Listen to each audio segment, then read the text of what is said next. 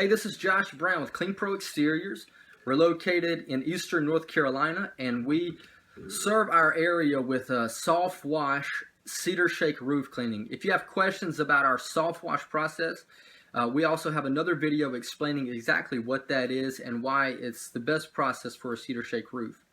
In this video, we're going to be talking about what is growing on my cedar roof. That's a question we get all the time from homeowners, especially ones who aren't familiar with their cedar roof.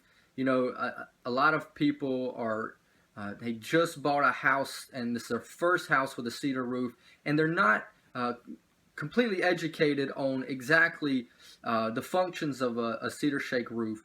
That's what this video is going to help you with. While we've been cleaning cedar shake roofs, we've noticed, especially in our North Carolina area, some specific growths that will appear on a cedar shake roof. Number one growth that you're going to find, it's not the most common, but it's just number one for this list that I'm going to be giving you here, and that is moss. Moss is something you're probably very familiar with.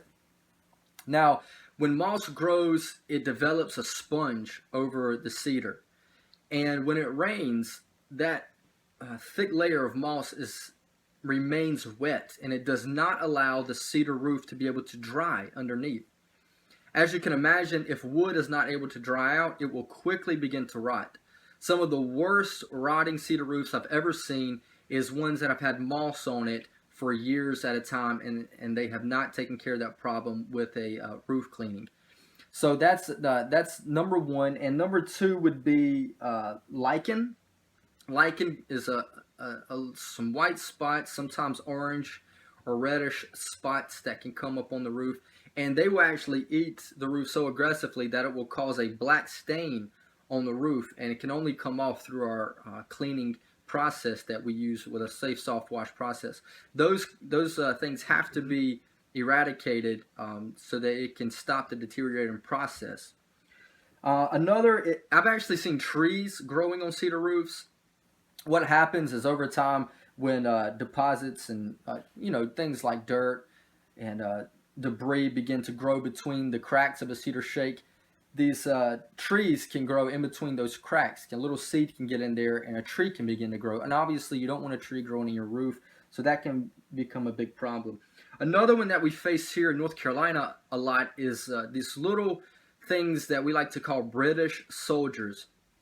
It's like a moss that forms over the layer of the cedar wood, and then from out of that is a stem that grows, and on top of that stem is a little red flowery thing, and it looks like a British soldier because it has the little red cap on it.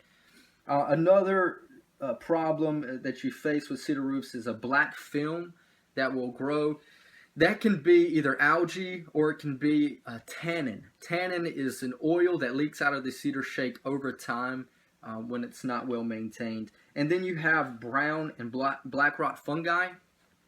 That is, it's just when the cedar shakes, if they're gray, they're fine, but a lot of times they can begin to get brown and black, and that's evidence that you have brown and black rot fungi growing on your roof. And then you have common mold. It's just a powdery green mold, or wood mold as I like to call it, that can grow on the roof. Now, all of these things can sound very alarming, but it's actually common occurrences, and the only time these things really pose a big problem is when you leave them on your roof. You cannot leave these things growing on a cedar shake roof because they do break down the roof system and they begin to deteriorate the wood.